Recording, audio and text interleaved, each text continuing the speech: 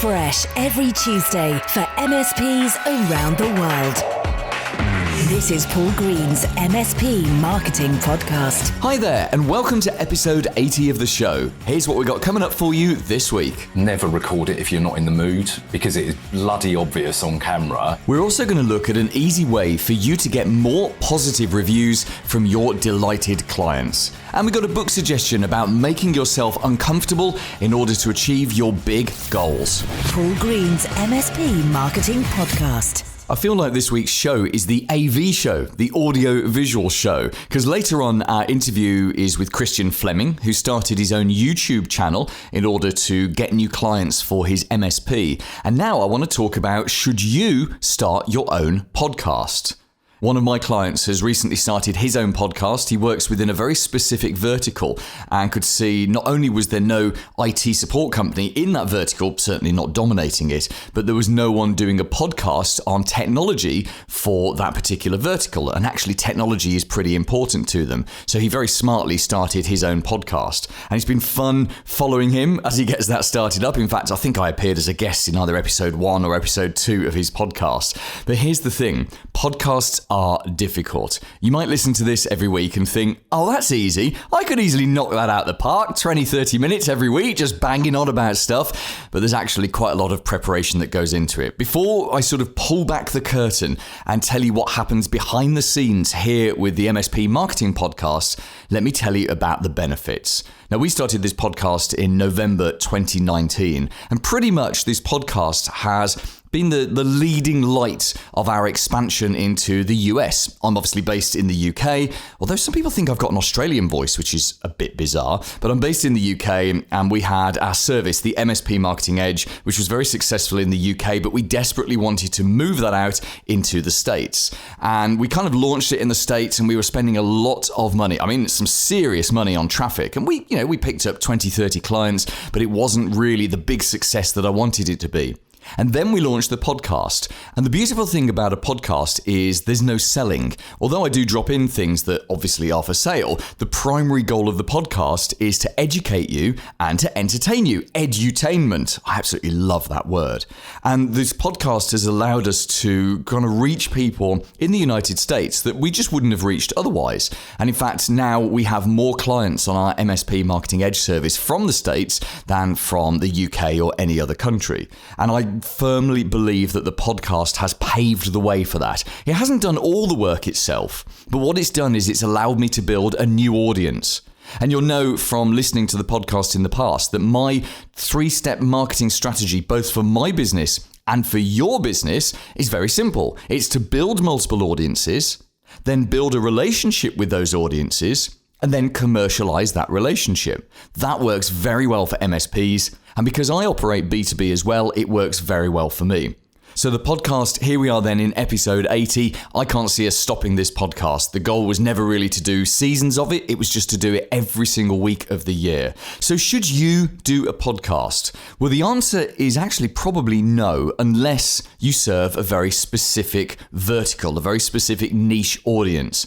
This is a niche within a niche. MSPs is a niche, and doing marketing for MSPs is that niche within a niche. What niche have you got? Because the problem with just general podcasts is, well, there are a lot of podcasts out there. There's a huge amount of edutainment that's vying for people's attention, and people only have a finite amount of time to invest into their entertainment, into their education. The beauty of a podcast, and certainly an audio-only podcast, is they can listen to it while they're doing something else, while they're driving, even working in the office, certainly going out and taking exercise. But people are picky. They will pick the audio that is absolutely relevant to them and that educates them and entertains them. So I wouldn't bother doing a podcast unless either you're deeply passionate about a subject or you've got a very specific niche with which to serve. So you might be very passionate about cybersecurity, for example. You could launch a cybersecurity podcast. Now, the challenge there is making it interesting to ordinary people, because I'm assuming with any podcast you don't really want to reach other tech people. You want to reach ordinary people who are going to give you money and become clients of yours. And this is why focusing on a specific vertical makes it very, very easy. In fact, I would argue a podcast allows you to go in and potentially dominate a market very, very quickly, because being a podcaster kind of makes you, I wouldn't say famous, but it makes you well known. Kind of raises your profile. This was something I experienced on a kind of a different basis when I was a radio presenter. I did that for about 10 years across a number of different music radio stations. And I was never famous in any way, but I was certainly some amounts of recognition when, you'd meet people in a shop and they'd look at your credit card and say, "You're not the one on the radio, are you?" And that was kind of cool. If anyone who's ever been on the radio finds that kind of thing very, very cool. And it's kind of the same thing with your podcast. At least 2 or 3 times a week, I'll get an email from a stranger, someone who has listened to me for a number of weeks, but they've never been in touch. And then they've dropped me an email and they say hello, and it's lovely. I absolutely adore that. And by the way, if that's you, if you have listened to the podcast for a while and you just want to say hello, if you drop an email to hello@paulgreensmspmarketing.com, it is the real me at the end, and I will reply and say hello to you.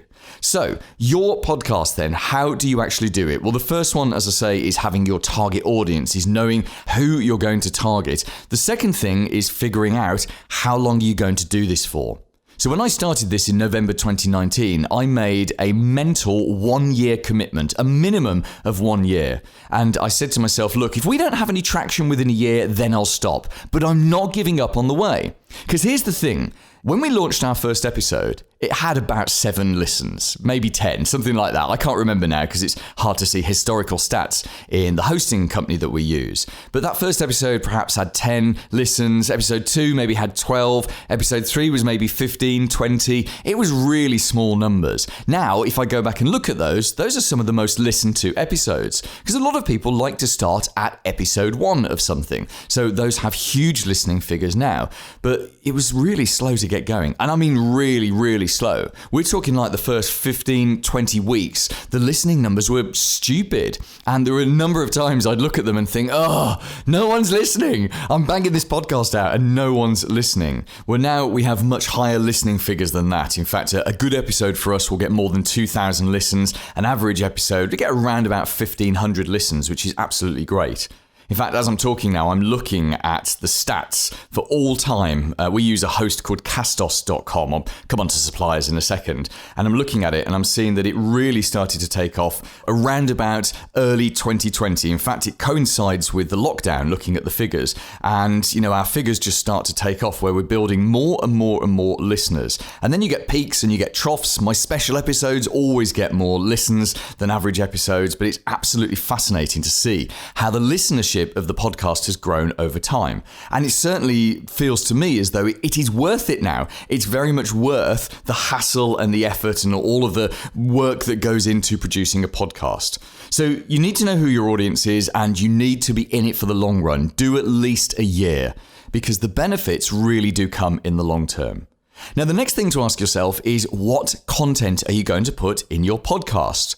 Right from day one, I knew I didn't want one of those podcasts that was just where the guest was the podcast. I have to say, and no offense intended if your podcast is like this, but that feels lazy. You literally get someone on an interview, you interview them for 20, 30 minutes, you top and tail it, which means you take off the bits at the beginning and the bits at the end, and there's your podcast. And there's nothing wrong with that. It's very entertaining. The downside of that format is if the guest that week isn't of interest to the person who's listening, then they're going to skip a week. And certainly on a podcast, like with any kind of regular entertainment, you don't ever want to encourage someone to skip a week. So right from the start, when I sat and planned this with my wonderful producer, James, say hello, James. Hello. Some would say I'm actually the one that makes Paul sound good. All right, don't overplay your part. When James and I sat down and talked about this and planned it, we wanted it to be a specific format with lots of different bits. So I always start by just talking about something, which is this segment. And then the next segment, I always talk about a clever idea. And we've changed it slightly over the last couple of years. But then we get on to my blatant plug. And then we have, of course, our guest interview followed by a book suggestion and a tease for next week. And that's an evolved version of the format that you can hear right back in the podcast episode 1 back in 2019. You are very welcome, by the way, to pinch that format for your podcast. So long as your podcast isn't aiming at the same audience as mine, because that would just be kind of a bit weird. So if you're aiming at other MSPs, come up with your own format. But if you're aiming at ordinary business owners and managers, pinch this format. It really is a great format and it makes it very easy for people to dip in and out of the podcast. So what about the production then? Well, I've got into a very lovely situation of constantly working around about 4 to 6 weeks ahead. Depending on holidays, I tend to work about 6 weeks ahead, and then I take a holiday and don't record an episode. And so we sort of drop down to about 3 weeks ahead, but we're constantly working ahead. So this is episode 80, which is going out on the 25th of May, and I'm recording it on the 29th of April. And there are some downsides to that. The big downside is that you can't be contemporaneous. It's very hard to put in content from now. We couldn't talk about something that was in the news, for example, but that's not what this podcast is. And I find, and my producer James finds, that when we work ahead, it just makes life easy for everyone. There's no rushing. We can take our time to make sure every podcast sounds as good as we can make it, that all the promo stuff is done properly, and there's no rush. So we come out every single Tuesday, and we come out on multiple platforms. I suggest for you as well, if you're going to do a podcast, pick a specific day of the week, or if you're going to do like a one every 2 weeks, still do it on the same day. Getting people into the habit of listening to you on a regular basis is a very good thing to do. How do I record this? Well, I have a special microphone that I use. I'm recording here in my house. If you've ever seen any of my videos or chatted to me on a video call, I'm standing at exactly the same desk. Exactly the same desk where I do my videos and do my work, but I have a different microphone. I have a microphone that's absolutely wrapped up in insulating material, just to keep the sound quality better. You see, I'm actually recording in a very big room with lots of glass, and it's not an ideal room to record in at all. In fact, I'm going to have the bottom half of my house remodeled later on this year, if my architect will finally come back to me with the plans. And one of my goals is to have a special office myself with a voice booth. I actually want to have a little voice booth which has got all, that kind of stuff that you get in radio stations on the wall, and I want to have a proper microphone and a mixing desk and be able to do my podcasts in there. And you probably won't notice the difference in the sound quality, but I will, and producer James will. So I just literally record. I set out in advance what it is I'm going to talk about. I record my pieces, and as I'm doing it, I create a Word document for James which shows him what's going in the show this week, although the format doesn't change, so it's fairly easy for him to slot in what I'm talking about with all the production, which is, that lady that says what's coming up next. That's what we call production. It's called that in the radio world. You might know them as jingles. It's the same kind of thing, really. So that's all sent off to producer James. Now, I have never edited a podcast, and I never will. It's not my superpower, whereas it is James's superpower. He has the ability to hear things and fix things and make my nonsense sound great. And believe me, if you could hear a behind the scenes of how long it takes me to do every segment, a 10-minute segment might actually be 15-minute segments. Oh, see, there we go. I've just made a mistake again. A 10-minute segment, leave that one in, James, because that's a good example. A 10-minute segment might take me 15 minutes to record. And I'm sure that there must be days that James is sitting there with his head in his hands thinking, I've got to listen to this again. Yep. Sorry, James. You are wonderful at what you do, though. So I just record. I talk, and I know what I want to say. I don't script it, because I just know what it is that I want to say. And I just want to get that down onto the recording. In terms of the technology, I just record it into my Mac. I record it into QuickTime, actually. I find the quality on that is absolutely great. And then I Dropbox it all off to James, and he produces the final thing. Now, what he then does is he loads that into the host. And if you do a podcast, you're going to need a host. We use something called Castos.com. It has its ups and downs. We're fairly happy with it. There are lots of different things we'd like to do, but we're not uncomfortable enough with it or unhappy enough with it to move to a different host. But make sure you look at 2 or 3 different hosts when you are putting your podcast together. And you're looking for one that will syndicate it out to all the platforms for you. Because we're on all the platforms. We're on Spotify, Apple, Amazon, on my own website, and we don't actually do anything. I think YouTube as well. We don't do anything. Castos does all of that for us. They essentially syndicate it out. So we upload the episode, and we've got Castos integrated into our website. So we just actually add it to the website, and Castos does everything else for us. It's actually a very simple and lovely solution. But all the technicals of recording and hosting your podcast mean nothing if no one is listening. And this is almost 50% of the job, which is you've got to promote your podcast endlessly. You've got to constantly be pushing it and pushing it and pushing it. There are a number of clever little tricks like this. So for example, every single guest that I have on the show, I'll always tag them on LinkedIn, ask them to promote it to their audience, send them an email when it comes out. That's why we have book suggestions at the end as well, because that means there are 2 guests every week that can plug it to their audience. I send out an email to my audience, I put it in my Facebook group, I put it on my LinkedIn, and we did, I think it was from about week 5 or 10 of the podcast onwards for about 2-3 months, we actually did some paid advertising. So we did some Facebook advertising aimed at MSPs, people just like you, to actually promote the podcast. So you really do have to assume, you can't assume the Field of Dreams syndrome. You know what Field of Dreams is? It's that film from the 90s with Kevin Costner, where a spirit guide told him, if you build it, they will come. And they were talking about a baseball stadium, but it kind of doesn't apply. It doesn't apply to any marketing these days. If you do a podcast, they will listen. It is really not a good way of marketing a podcast. You've really got to hustle it. And hustle it and hustle it. And it needs to become a routine thing, a systematic thing. The recording for me is systematic. I record every Thursday or Friday, depending what else I've got on this week. And systematically, we put it out every Tuesday and promote it in the same way every Tuesday. And that's why we're starting to see some degree of traction and some degree of success with this podcast. It's really exciting to think where it will be in 2 to 3 years' time. But you need to do exactly the same thing with your podcast. Of course, in the spirit of DOA, delegate, outsource, automate. You personally probably wouldn't do all of this yourself. You would maybe just get someone to do it for you. You could be the voice of the podcast, but get other people to do all of the rest of the work for you. Here's this week's clever idea. In 1984, Dr. Robert Cialdini, a psychology professor who focuses only on marketing, released a book called Influence, Your 6 Weapons of Influence. And in doing so, he coined for the first time the phrase social proof. Now, social proof is where most people prefer to do what most other people are doing. And broadly, it takes 3 forms. It takes the form of testimonials, reviews, and case studies. Now, testimonials are where someone has told you something positive or given you a positive quote about your business, but you retain editing rights over that.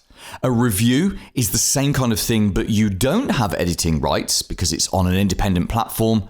And then a case study is actually telling a story. It's taking something that's happened to one of your clients and it's turning it into a story. And we'll talk about case studies in a future episode of the podcast because they are very important things to do. But for today, I want to look at how you can get more reviews. You see, given the choice of getting more testimonials or getting more reviews, I would recommend to you that you get more reviews, but that you use them in a specific way. You see, reviews have more power than a testimonial. Everyone knows that you can edit a testimonial. They also know that you can't edit a review. You have a right of reply, sure, but you can't edit a review.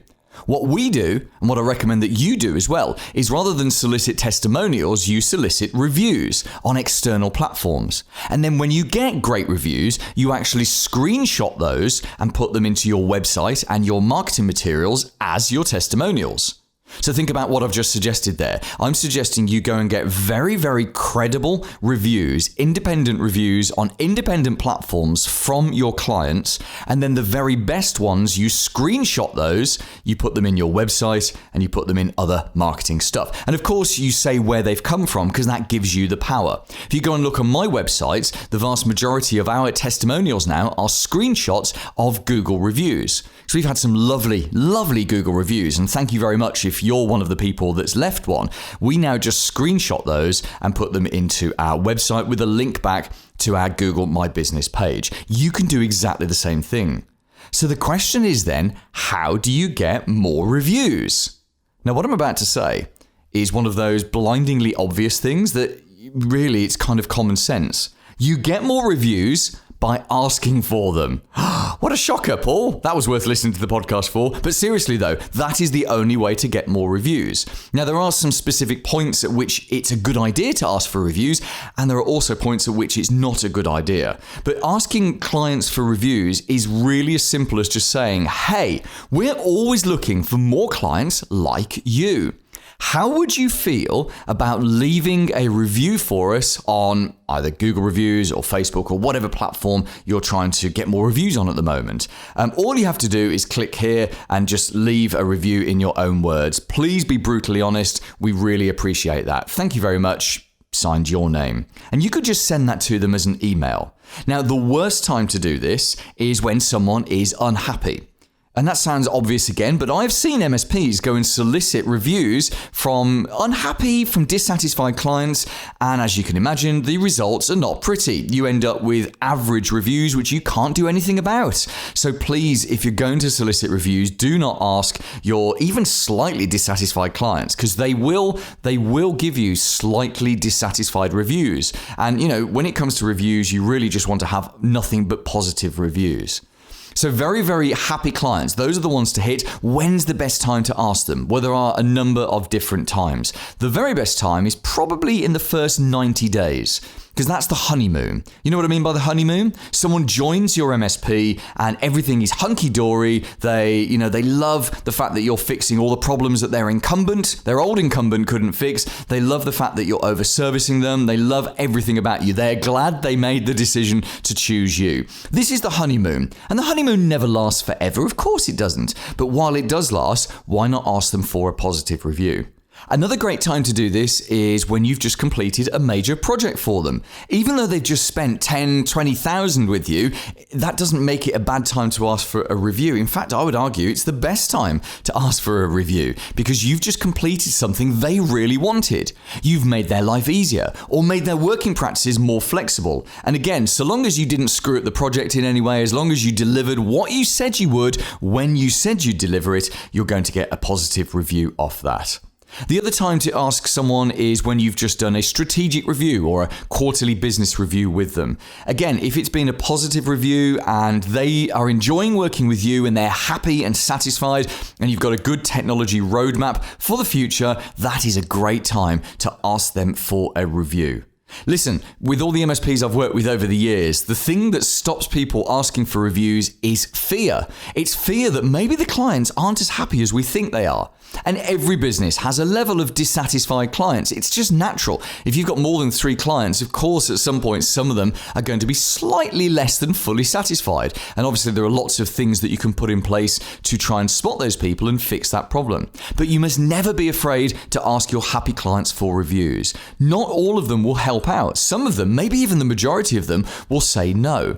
But some personality types, they really like helping other people. They like leaving reviews and seeing what they can do to help others. I would give you a review if you were one of my suppliers and I was happy with you. That's my personality type. And you'll have lots of other clients like me and the other personality types that are very happy to leave reviews. You really have nothing to lose by just asking them. Paul's blatant plug. I've got a fast-track way for you to get your MSP's marketing sorted. It's called the MSP Marketing Accelerator, and it's a 5-week live training course that I put on myself only for 20 MSPs per month. In the first week, we look at your website and talk about everything that you need to do to fix your website. Week 2 is LinkedIn.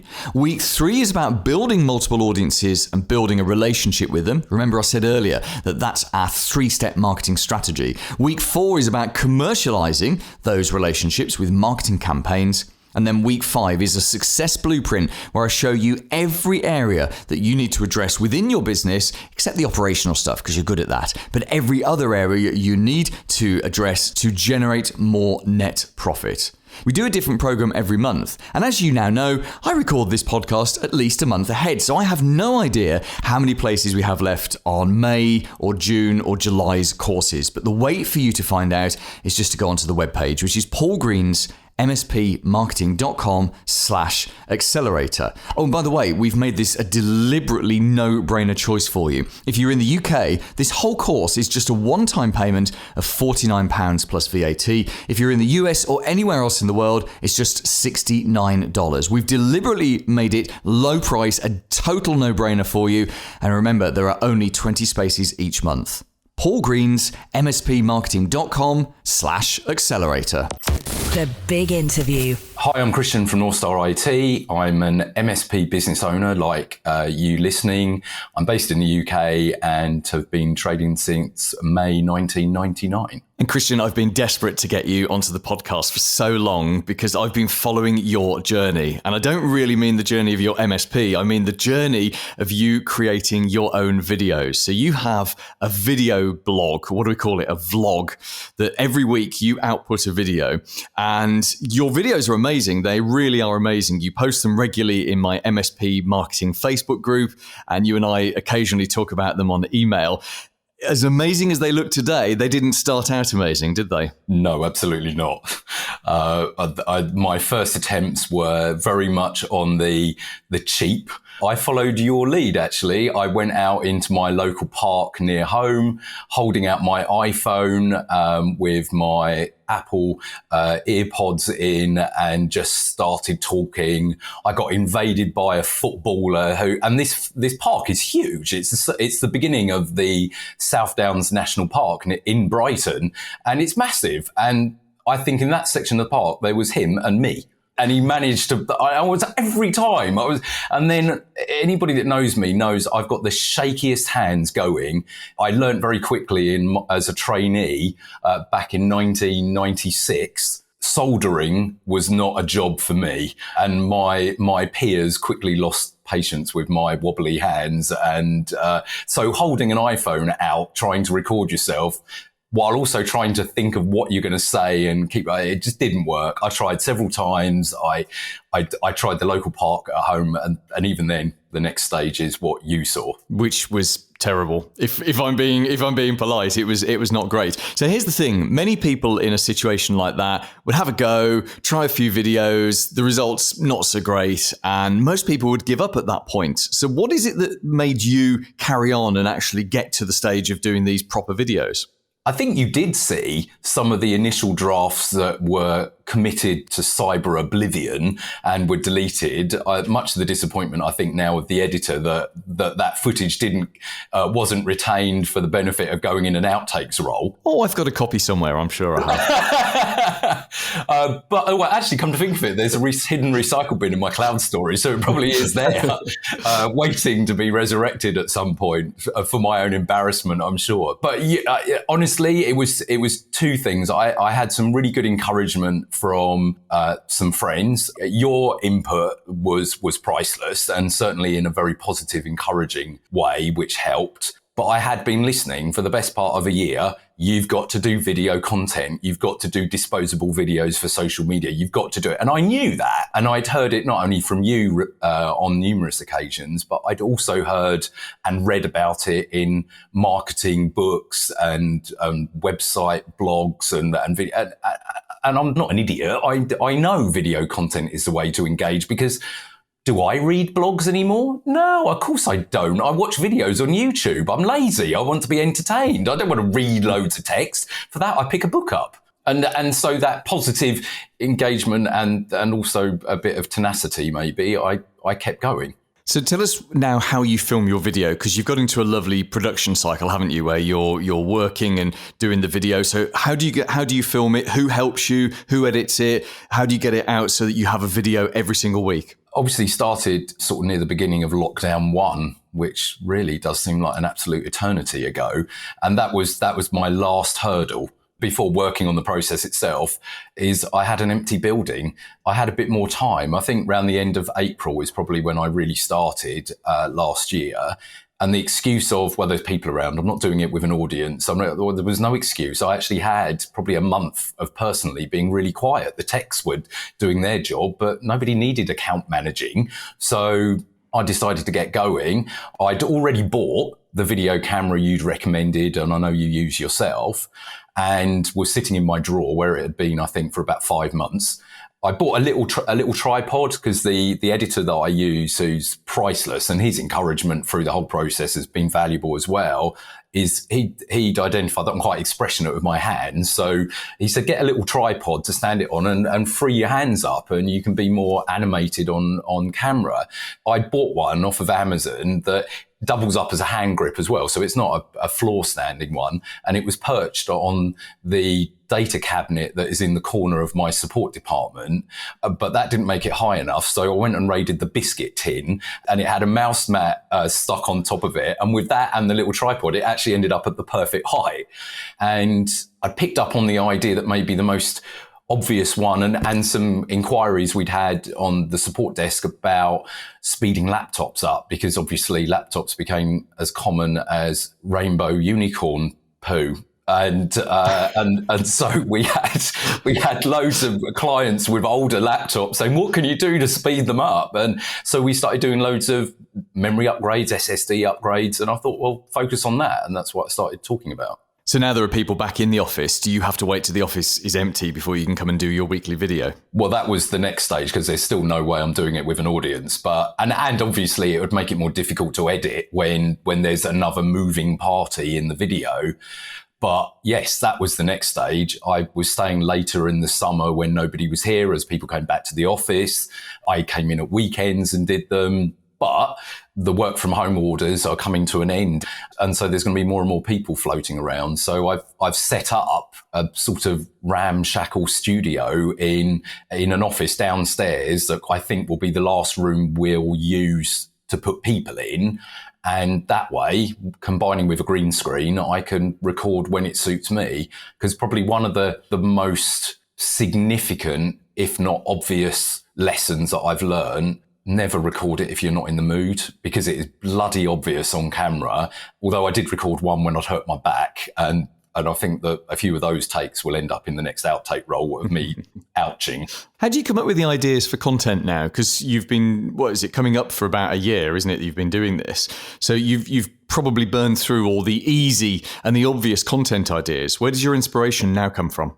The most obvious source of inspiration, and the one that can apply to anybody in the MSP world, just listen to our clients, because they ask loads of dumb questions, or they're dumb to us, but it's amazing for the things that we think are bloody obvious that they're not to people that aren't tech savvy like us. And I've got a rather dry sense of humor, so I can certainly put a twist on anything. And some clients above all else that I could record years worth of content based on what they ask. And some of my team feedback things that, now that they're in tune with these videos and that they're happening and they're a permanent feature, they'll sometimes pitch in, we've had a call, I'm sure this is material you could work on. So they're constantly now looking out. But honestly, the inspiration customers, they're a bottomless pit of ideas. Now, the one question that people most often ask me to ask you, because I do talk about you in your videos quite a lot, and I refer other my ears MSPs, are burning all the time. probably. So I refer MSPs to your website, and it's a great case study of, hey, do it like Christian does it. The one question they always ask me, which I can't answer, is, does it pay off? Does it actually generate you any business? Because it's an awful lot of work if you're not getting any business out of it. We've already had some inquiries, and you highlight the perfect point. People buy when they're ready to buy. Although the results as far as return of investment financially, they're still too early. And if I was judging this in the short term, then I probably would have stopped already. You yourself said this is something that is a very long-term investment, but the results that I can say without doubt, I even had a message this morning on LinkedIn, and I've also had this verified by other parties who have done some market research of sorts on my behalf. People in the business community in our local area are seeing the video content. They're commenting on the fact that they like it. They look out for it. They're aware of us as a business. We've got a good reputation. When our contract comes to an end, we will approach North Star for a review. We're not quite ready. We're not in the position that might be the contract still running for 2.5 years, but we're on their radar. And some of these comments have come in via third parties. We've got no connection, or didn't have a connection with those companies. So in a small sense, for a relatively small MSP, it's getting our brand out there, and we're utilizing social media, and that side of it doesn't cost any money. And that's doing the work for us, along with people interacting with the videos, and people are seeing them that I'm not connected with. And those comments are coming in, and it's creating a following. So it's too early to say, yes, we've made X amount of money as a direct result of it, but I'm convinced it's worthwhile to the point of where I've considered it's a permanent feature of our marketing now. That's just wonderful. Final question for you, Christian. If someone was thinking, hey, I'd like to have a go at that video lark, I'd love to have my own vlog, but where do I get started? How do I even think about getting started with something like that? What would your advice be? I think for several reasons, invest in the proper kit. It costs a bit of money. It's a lot cheaper than what it probably would have been 10 years ago. Get the kit right. I think mentally, because you've spent some money and you're investing in that, you'll commit to it at least for long enough to feel confident to keep going. The next thing, use a professional editor. Their direction, the company that I use, has been priceless. Also, on top of the encouragement you've given and vital feedback, certainly at the beginning, but they've done it, and tweaks with lighting. If I had to go on the road with the kit that I've got now, I think I'd need a bigger car because of everything that I don't think it'd actually fit in my car anymore, which seems ridiculous in many respects, but it makes a difference. And follow your mantra of something is better than nothing. And I suppose in some respects, this is almost giving away a bit of my own personal trade secret, which I can't believe I'm going to do. Try and liven it up. The IT industry to people outside of the industry, to most people, is as dull as dishwater, and people aren't interested in how to do stuff. And YouTube is swamped with how-to guides. Do we really want to be engaging with people that just want to know how to do it themselves? No. That reminds me of Phoebe from the episode Friends, where she gave out do-it-yourself massage lessons, and then her client base all dried up. We don't want to engage with that. We ultimately want to build that relationship and work on how you engage with your customers on a one-to-one basis to try and convert a prospect into a client. Work on that and then ramp it up a lot.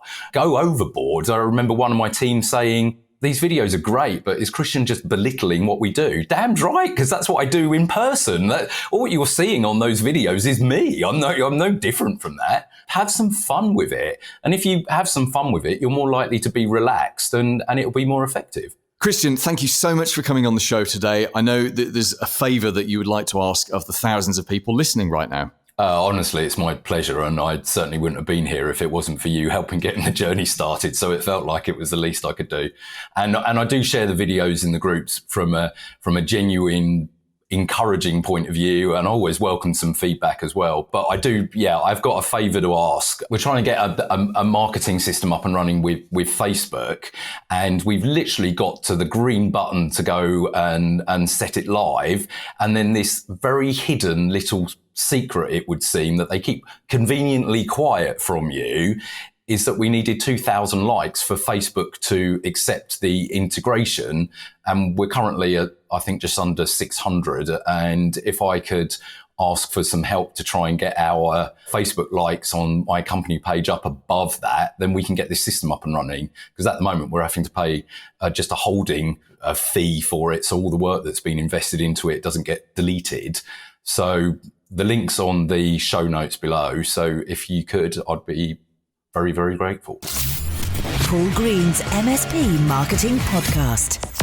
This week's recommended book. Hey, this is John Davis, the Corporate Action Hero at corporateactionhero.com. And the book that I recommend is Off Balance on Purpose by Dan Thurman, because it shows you how to throw yourself out of balance to reach the goals that you want to achieve in life. Coming up next week. Hi, I am Nancy Sabino. I am an MSP owner just like you. I will be on next week's episode to talk to you about the pains of closing down one IT business to start an MSP. Also next week, we'll be talking about some pre-qualification questions that you can ask prospects. You only want to spend your valuable and precious sales time talking to the best opportunities, and really not all prospects are made equally. So these qualification questions will help you save time and have better conversations with people who are more likely to buy. We're also going to be asking, is this a safe time to put your prices up? With everything that's happening with COVID and the economy and all of that kind of stuff, we'll be examining that next week. Plus, we've got something brand new for you next week. We're going to start doing some competitions pretty much every month or so. We're going to give away something cool, and we have got some great prizes lined up for you. In the weeks ahead, we've got a lifetime membership to the Tech Tribe to give away. We've also got a Timular Tracker membership, so a year's membership to that. All of those are coming up in the weeks ahead, but next week we're starting with our first competition prize. Hey, it's producer James again. Yes, we've got an awesome smartwatch to give away. It's the TicWatch Pro 3 GPS running Google's Android Wear OS. It's really easy for you to enter the competition for that, and I'll have all the details for you in next week's show. See you then. Made in the UK for MSPs around the world. Paul Green's MSP Marketing Podcast.